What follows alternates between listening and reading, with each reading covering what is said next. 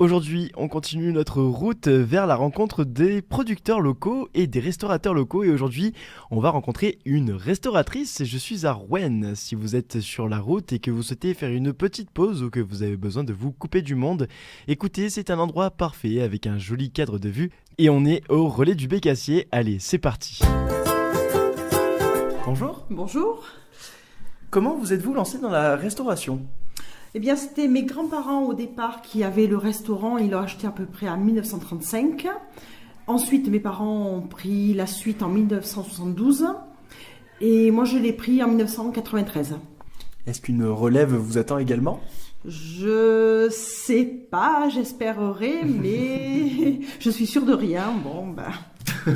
On verra bien ce qu'ils veulent faire, parce que j'ai 2 enfants, mais bon, je sais pas trop s'ils veulent ou s'ils veulent pas. Mais bon, c'est pas grave. Voilà. Pour l'instant, je suis là, je suis bien, je continue dans ce que je fais, ça me plaît, et c'est le plus important. Donc en tout cas, c'est un restaurant vraiment purement familial. Complètement. Alors, qu'est-ce qui vous plaît dans ce métier ?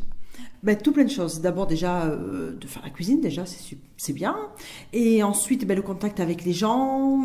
On rencontre plein de mondes différents, de toutes nationalités. J'aime beaucoup parler, donc du coup quand il y a des gens qui viennent d'ailleurs, que j'aime beaucoup savoir d'où ils viennent, ce qu'ils font. Et c'est super intéressant. Alors c'est vrai que l'anglais c'est un peu compliqué, je sais pas trop.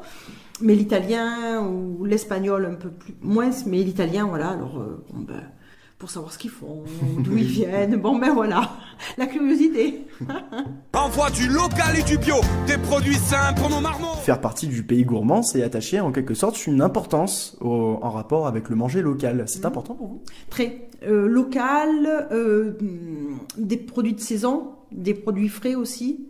Et pour vous, à l'heure actuelle, c'est important de manger local justement ? Oh oui, parce que c'est vrai que aujourd'hui, on ne sait pas trop ce qu'on mange ailleurs. Et c'est meilleur d'acheter du local, et puis ça fait travailler des gens, et on mange bien aussi. C'est important. On peut aller vers les producteurs locaux aussi, mais après, oui, c'est... En même temps, on découvre comment ça se passe. On peut voir aussi... Oui, on peut voir... c'est vrai, quand on va acheter de l'agneau, on peut voir comment ils... Dans quelles conditions ils sont élevés ? Dans quelles conditions sont élevés les agneaux ? Et en plus, on en apprend par exemple, comme pour le maraîchage. Oui. On peut apprendre comment pousse un légume. Des fois, on ne sait pas vraiment comment poussent les légumes. Oui, c'est clair. Oui, c'est vrai que des fois, on ne sait pas comment ça pousse. Ouais, complètement. Comme de la rhubarbe, on ne sait pas forcément... Ce que c'est à la base. Ce que c'est à la base, de quel arbre, de quelle plante ça vient, voilà. C'est comme la courgette aussi. Oui. Des plantes courgettes, les gens ne les reconnaîtraient pas. Oui, c'est ça. Et puis surtout que nous, on est un peu chauvin, on aime la courgette de Nice. Alors la courgette de Nice, forcément, elle court. On peut en faire ici aussi, on ne fait pas qu'à Nice. Et elle est verte claire et elle est succulente avec les fleurs de courgette. Elle est très goûteuse. Très. Avec les beignets de fleurs de courgette, c'est un délice, quoi. Alors, quelles sont vos spécialités ? Alors, je fais des raviolis maison, je fais du gibier en saison, je fais le tiramisu. Donc vous êtes une spécialiste. Une spécialiste de tiramisu. Les desserts, à part le tiramisu, les tartes aux pommes, voilà, c'est un peu limité quand même parce que je suis meilleure en viande et en entrée qu'en dessert. Mais bon, voilà. Et puis les desserts, c'est compliqué parce qu'il faut vraiment suivre la recette à la lettre. Alors que moi, j'aime bien un petit peu inventer. À l'instinct. Voilà. Donc, là, le dessert, c'est pas possible d'inventer. Ça, il faut rester fixe, voilà. C'est vrai. La particularité d'ailleurs de la pâtisserie. C'est ça. C'est très particulier la pâtisserie. Il faut vraiment être fixe. Donc. Alors, votre produit préféré avec lequel vous aimez travailler ? Oui, l'agneau. Oui, c'est vrai que l'agneau, c'est bien parce qu'on peut faire du rôti, on peut faire des grillades, on peut faire du sauté. On peut... Après, oui, de produits préférés, non, pas qui me viennent à l'idée. Tous ? Oui, j'ai pas forcément de produits préférés. Non, j'ai pas à ce moment-là. Peut-être qu'à la fin, oui. On peut dire éventuellement la patate, toute simple. Ouais. Aussi parce que c'est simple, la patate, on peut la manger bouillie, on peut la manger en gratin, on peut la manger en tartiflette, on peut la manger en raclette, on peut manger, admettons, un gratin de patates avec des sanguins.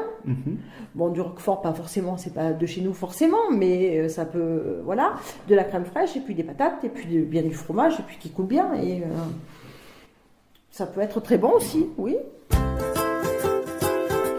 Au niveau de votre restaurant, quel menu vous proposez un menu ou une ardoise? Je propose un menu, un plat du jour. Mhm. J'ai plusieurs plats du jour. Je travaille beaucoup avec les plats du jour. J'ai une ardoise aussi avec des plats simples, des omelettes au girolles, omelettes au cèpe, de la charcuterie de chez Rigaud, de la sécade d'entreveau, du gibier en saison. Mhm. Donc on retrouve vraiment une cuisine particulièrement de saison, en tout cas chez Oui, vous. oui, de saison, essentiellement de saison. Même en légumes, je travaille essentiellement avec des légumes de saison. Je travaille pas avec des légumes par exemple aubergines maintenant, parce que c'est pas la période des aubergines. C'est l'aubergine au mois de, enfin pour l'été les aubergines. Alors c'est vrai que c'est un peu limité là maintenant, parce qu'à part le chou, les patates, les poireaux. Il n'y a pas grand-chose. C'est vrai que le chou, on en a un peu marre de manger du chou. Mais...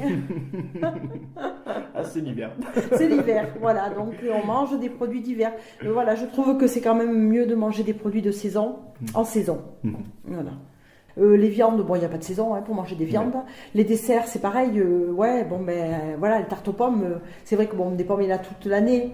Donc, on arrive à faire, mais bon, c'est pareil. Les pommes aussi, elles sont gardées. Est-ce qu'il y a une meilleure saison pour les pommes?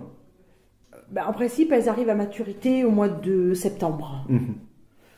Donc, on peut dire que jusqu'au mois de décembre, on mange des pommes de l'année. D'accord.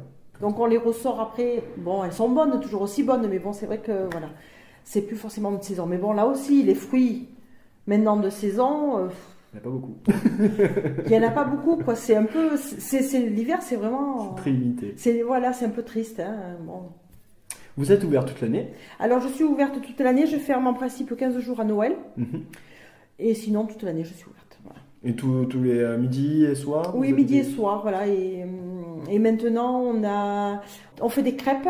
On fait des week-end crêpes, un week-end par mois. D'accord. Ah, ça, c'est les repas à thème? Oui, tous les samedis soirs, il y a karaoké. D'accord. Voilà, mais les crêpes, bon, on fait pareil avec des produits d'ici, puisqu'on fait de la sécade d'entrevaux, on fait une galette de sarrasin à la sécade. Enfin, c'est pas moi qui l'ai fait ça. On fait galette de sarrasin à la sécade d'entrevaux. Je pourrais pas vous dire la recette parce que c'est mon cousin qui fait ça, donc c'est lui le pro. Et ensuite, on fait une crêpe sucrée à la confiture de pommes que j'avais dans le jardin et que j'ai fait la confiture de pommes. Alors par contre, comment se renseigner, comment se tenir au courant de quand est-ce qu'ont lieu ces samedis soirs karaoké? Alors là, on a préparé les dates jusqu'au mois d'octobre 2017. Je les marque sur Facebook, sur réseaux sociaux. Et sinon, je fais faire des flyers que je distribue dans divers commerces Entrevaux, Anote, Saint-André. Et une semaine avant l'animation, je fais faire des affiches. On a parlé des produits locaux. Avec quel producteur vous travaillez? Alors, je travaille beaucoup avec les fromages de chèvre de La Rochette, Jean-Philippe de La Rochette, avec les produits de Rigaud à Anote. De temps en temps avec Isabelle Mermet à Entrevaux. À Saint-André, je travaille avec le miel de l'Ambruisse. Enfin, j'essaye de travailler au maximum avec des gens d'ici, quoi. Voilà. Voilà, au maximum avec les gens d'ici. Dans le village, c'est pareil. On essaye de faire un jardin, pas collectif, mais c'est vrai qu'avec ma cousine, mon cousin, on essaye de faire un jardin avec la voisine. Donc, il y a les poules, c'est un peu le village. Il y a les poules qui sont sur le chemin, voilà. Donc, on pourrait dire qu'on est une petite communauté, voilà. En avant le produit local. C'est ça. Et c'est vrai que ça marche bien. Voilà, c'est sympa. On est une petite bande de jeunes et on s'entend bien et on essaye de dynamiser tout ça et voilà. Et c'est un lieu de vie aussi pour le village. Ça permet de faire vivre un peu le. Voilà.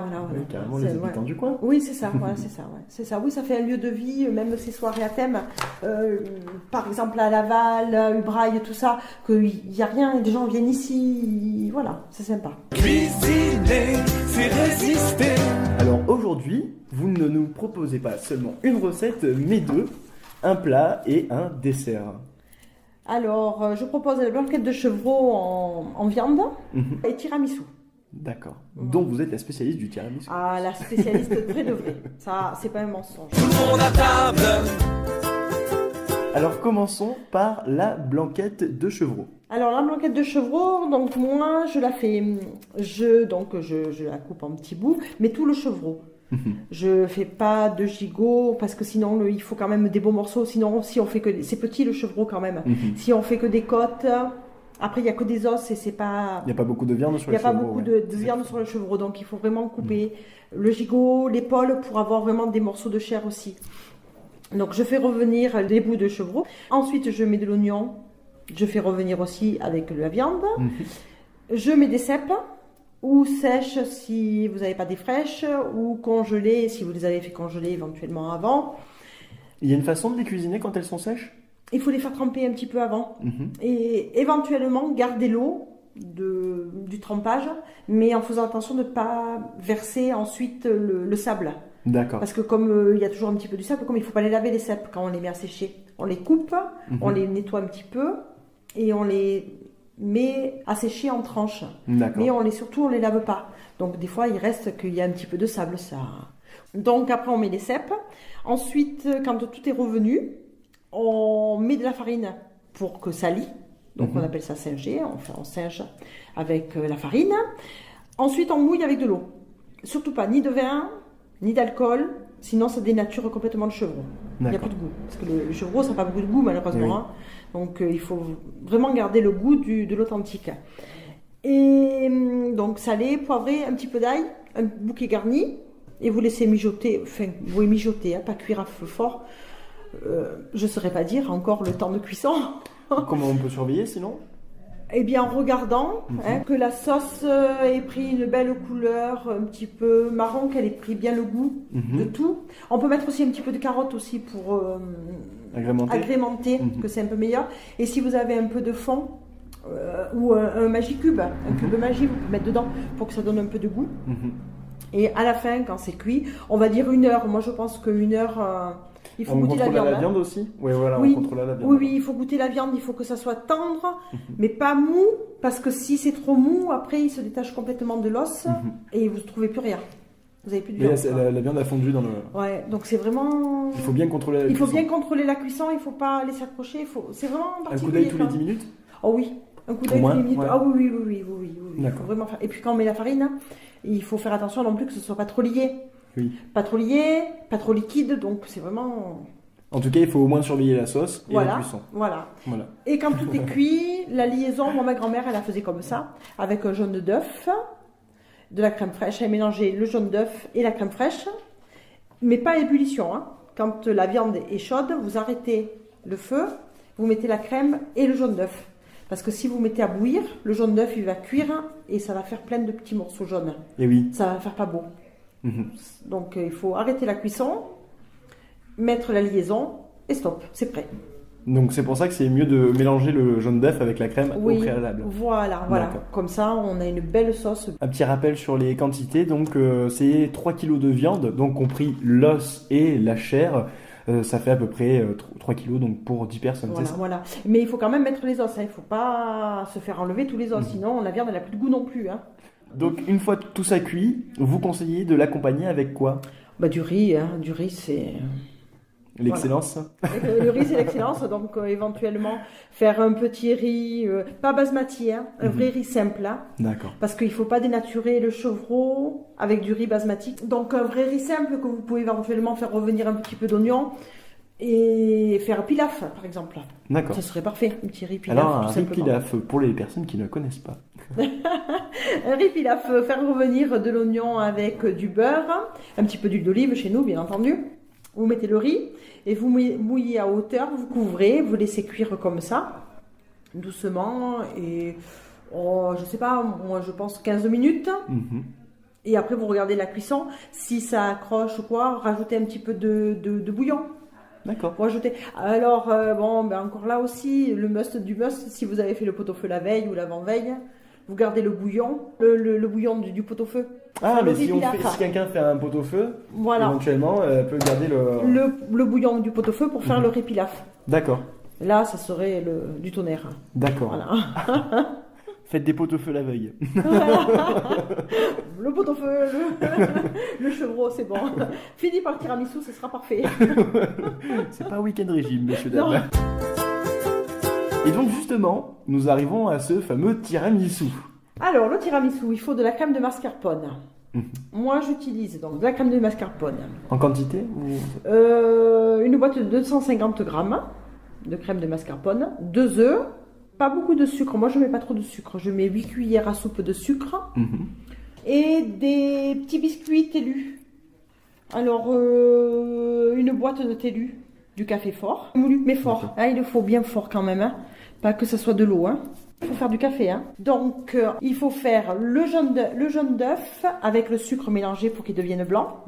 Et après, rajouter la crème de mascarpone. D'accord. Voilà. Et ensuite, battre les blancs en neige à côté. Quand ils sont bien durs, bien gros, vous les mélangez à la crème, mais doucement. Vous avez une belle pâte, homogène, lisse et bien onctueuse et montée. Vous trempez les TELU dans le café.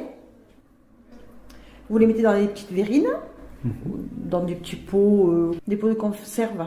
D'accord, ok. Des petits. Donc, une couche de biscuit, une couche de crème de mascarpone, avec, enfin, une couche de biscuit, une couche d'appareil, une couche de biscuit. Toujours le biscuit trempé dans le café. Hein. D'accord. Mais moi, moi, ma spécialité, comme je mets du TELU, c'est meilleur parce qu'en principe, le tiramisu, on le fait avec des boudoirs. Moi, je ne mets pas de boudoir, je mets que des TELU. Ça reste plus craquant, plus meilleur. D'accord. Voilà. Donc, une couche de biscuit, une couche de crème de mascarpone, une couche de biscuit, une couche de crème. Et ensuite, vous finissez avec du chocolat, quand c'est fini, du chocolat amer, qu'on saupoudre dessus, tout simplement.